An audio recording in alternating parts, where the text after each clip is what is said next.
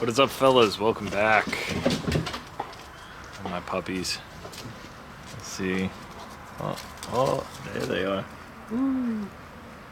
Crazy dogs. It's Wesley and Daisy.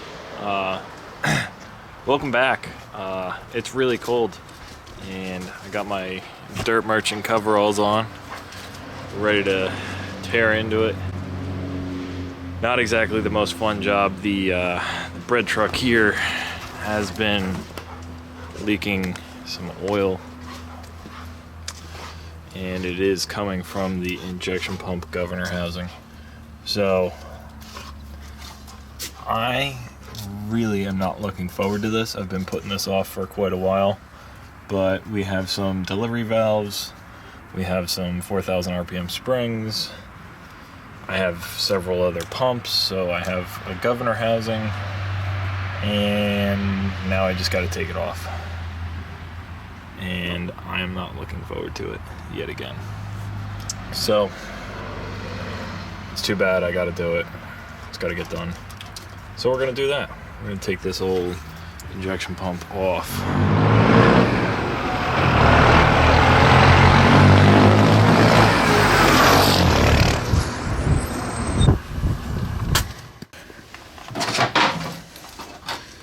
Let there be light.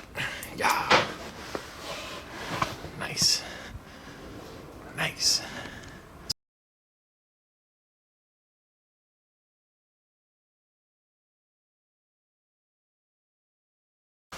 Alright, so as you can see, we get a little bit more access.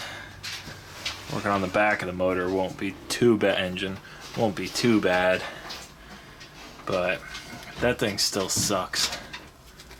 I am really not looking forward to this. So, had the engine plugged in so, to help work on a warmer engine rather than a freezing cold one. This is something I found a little interesting. I've never seen before. Usually on a pickup truck you have a breather or an oil fill here. This guy's just capped off. Now right behind here is where the nut is for the injection pump gear.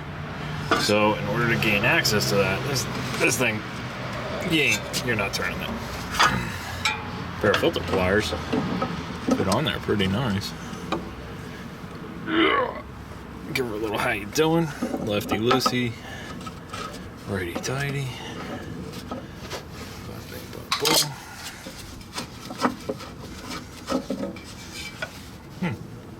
Just like that. There's your nut. Game on.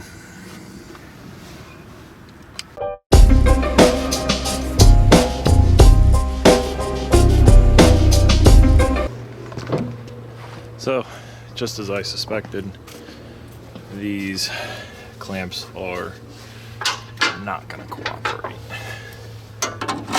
And if you witness this, you can see the T is going to blow right through that. So, a little persuasion. Good old map gas. I'm saying little persuasion because I'm not getting my full-blown oxyacetylene tank out. But this old girl should have.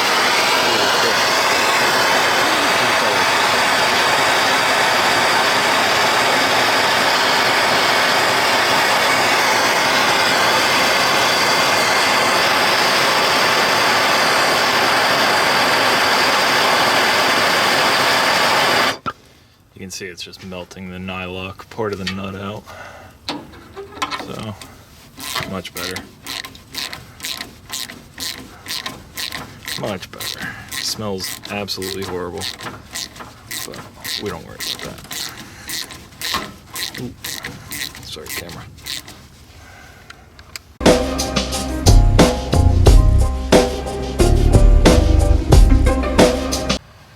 Alright guys, getting most of this apart, got the throttle linkage out and boost reference line off, a couple of fuel lines, injection lines, all that jazz. Right here is something I get asked a lot about, and that is your overflow valve. Sorry. This here is what pretty much regulates the fuel pressure going through your pump. Return side regulated. I have to make sure not to drop the copper washer, although I have a ton of them. First thing I usually like to do with these is take them and throw them in the trash.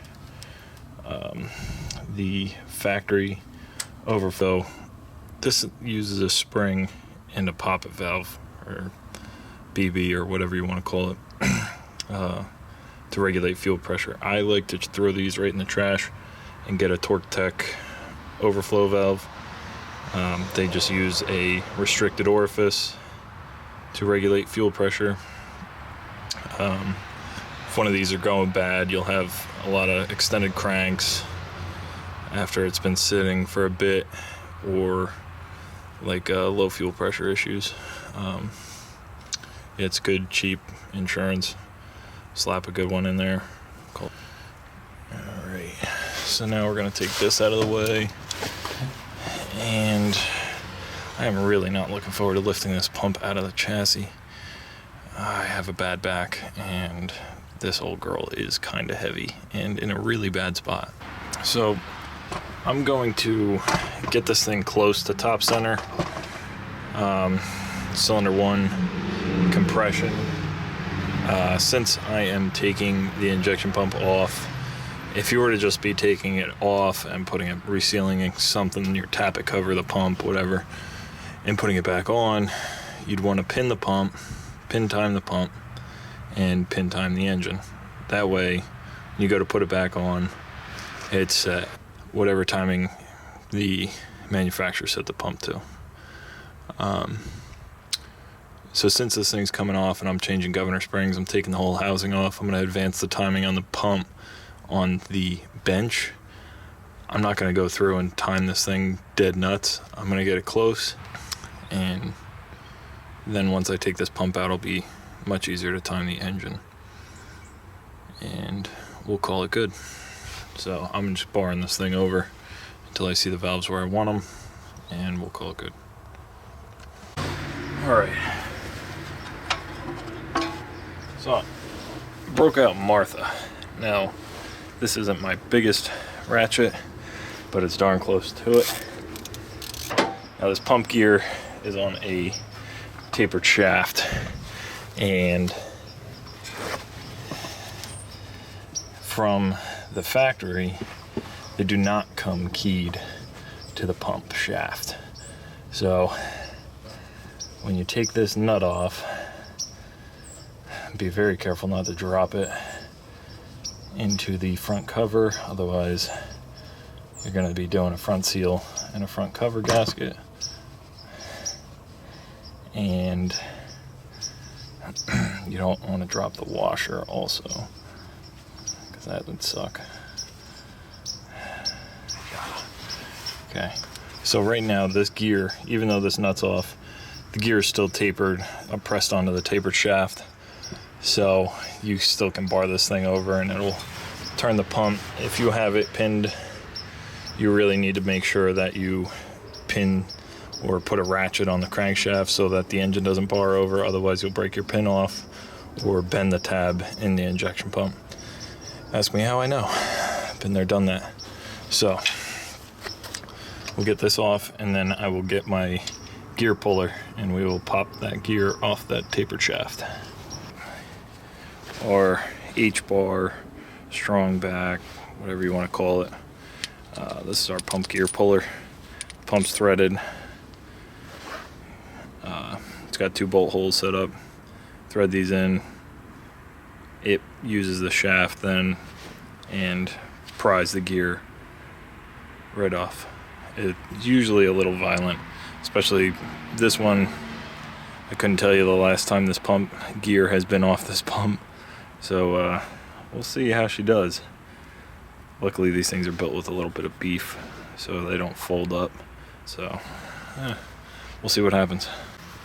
Now you want to tighten these things down pretty evenly. Obviously, you don't want to have this thing all jacked up, cattywampus. And oh, there it is, just like that. Wasn't so bad. So now, as you can see, this here is now, the gear is loose on the pump shaft. So now I'll take the bolts with a P. I'll take the bolts out of the pump and pull it right on out. I think I may have some room to sneak it out the back, being it's a 4-cylinder. It's a little shorter, but we'll see. Cool. That wasn't so bad. Painless.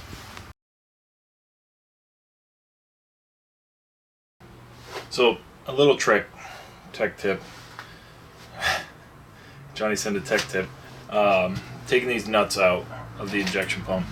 They are in a pretty bad spot, and they're pretty far in there. One thing I like to do is take my swivel socket, and I like to load it up with grease. Any grease, doesn't matter. Just goop it all up nice. When you put the nut in this gooped up socket, dude, it ain't falling out. So then you won't lose it and have to roll around on the ground in the dark and try to find your nut that you dropped. So just a little, how you doing? Also, a very good investment is some locking snap-on extensions. Put it on here and she ain't coming off. So when you accidentally boop the side of the injection pump, you don't lose the whole socket too.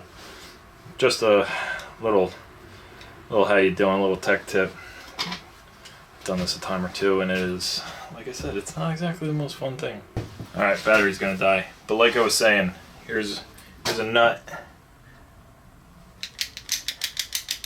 She ain't full. Okay, she fell out.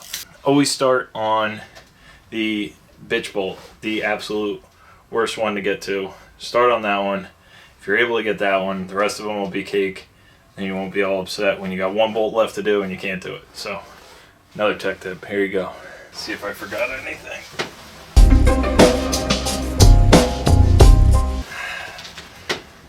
Left the shutoff solenoid wired up. Jackass.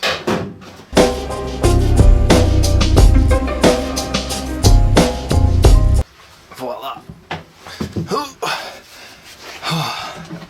Injection pump. Out.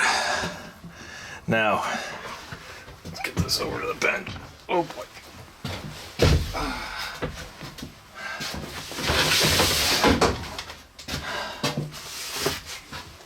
Old girl spit up on me. Got some oil on my leg from holding it. Oil return. Oh man. Alright, let's take a look at this pump. A little odd setup with the shutoff solenoid being on the front of the engine, or front of the pump, hooked up to the linkage that way. There we go. Whatever. It is what it is. It works. So, man, she's a dirty mess. It's cracked right under here, leaking oil out. I tried sealing it up, but she ain't gonna stop. So we're gonna replace this housing. Got plenty of them in stock. Here's where you would pin the pump if you actually cared about timing and all that jazz. I don't really care. Governor housing, or governor springs, are under this little cover. We'll go over that. And yeah, it's actually kind of nice, all nice and beige. Comes beige. That side's a little dirty, a little crusty. We'll clean it up. We're gonna go with some bigger delivery valves. I actually got them over here in stock. Let's see. These also were sent to me by my Northern Connecticut family, extended family. Ooh. We got some delivery valves here. Oh man, how the heck do I open these things? I don't really feel like screwing around with this. I'll pop this out. Yeah, 191s. There you go. 191s. We'll put them in there. Comes with a letter. So this is from my boy Zach. He sent it to us. Actually, Zach has my 13 mil pump off of the scrap truck. He's building a regular cab 4-wheel drive 12 valve. That's going to be pretty McNasty, not going to lie. Hopefully it gets it running this year. And we can see it at the track. But my buddy Zach sent us these 191 delivery valves. Should really make the bread truck rip, and that's exactly what it's going to do. Then my boy Mikey G, yeah, he always sends everything to Johnny Sendit. We got some pack brake, 4,000 RPM, governor springs. Let's rip this box open. Ah. Who cares about that? Probably just directions. Those are junk. Boom. 4K governor springs. Put this in the pump. Now, am I actually going to spin this to 4,000 RPM? Maybe. But what I like to do is I like to put 4,000 RPM springs in all my pumps so that it fuels full fuel to 3,000 RPM. And then, yeah, if I get a little crazy, it'll do it. Will I float the valves? Probably. We have some valve springs laying around. I'll probably change them out too. But alright guys, so here we got my bread truck's pump and the donor pump. This one, this little guy, that guy might have came off a bus or something. I don't really know. I had it laying around. So it is cracked under this here on the AFC housing. We need to replace this section, so I'm going to take this section off of that pump and put it on this pump, and we'll have a pump. We're going to take a ride to my buddy Tommy's shop. He runs a pump shop in New Jersey. He's a good buddy of mine. He's going to hook us up. Yeah. So while we have this pump off, let me grab my flashlight. It is going to be a lot easier to, let's see here, reseal that tappet cover. You can't hardly see it. This chassis sucks. So I'm going to reseal the tappet cover while I'm down there. I will pin the engine and get that set to top center. When we put the pump back in, it will be timed to whatever we time it at the bench at. I think this thing factory is timed to like 11 degrees, 11 and a half degrees advanced. We might jack it up to like 15, 16 degrees advanced. Give us a little more top end power and hopefully not lift the cylinder head. And if we do, whatever. Forced upgrades. So my plans with this channel is to highlight some of the cool stuff that a lot of my friends are doing. I have a lot of cool friends that do a lot of cool stuff. Not just diesel, some gas. We got mud trucks, we got mega trucks, we got woods trucks, we got, four-wheelers, dirt bikes, all sorts of crazy stuff. I got a bread truck. My buddy's got a stretch Peterbilt. We got all sorts of cool stuff. We'll go around and film, go over some stuff. If you got ideas, comment below. Questions, comments, concerns, whatever. Come at me.